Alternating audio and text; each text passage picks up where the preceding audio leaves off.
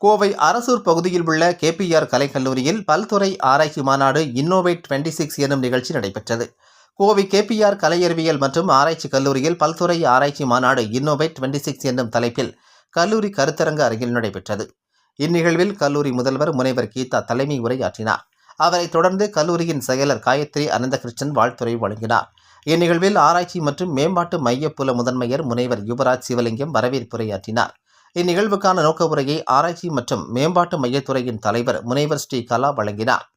திருச்சிராப்பள்ளி தேசிய தொழில்நுட்ப கழகம் மேலாண்மையில் துறை பேராசிரியர் முனைவர் தாமரை செல்வன் நடராஜன் இந்நிகழ்வில் சிறப்பு விருந்தினராக கலந்து கொண்டு ஆராய்ச்சி மாநாட்டினை தொடங்கி வைத்து பேராசிரியர்கள் மற்றும் முனைவர் பட்ட ஆய்வாளர்கள் தன்னை ஆராய்ச்சியில் எவ்வாறு மேம்படுத்திக் கொள்வது, தரமான ஆய்வு தரவுகளை தருதல், ஆராய்ச்சியை அடுத்த கட்ட வளர்ச்சிக்கு எடுத்துச் செல்லுதல் குறித்தும் எதிர்கால ஆய்வுக்களங்கள் குறித்தும் சிறப்புரையாற்றினார்.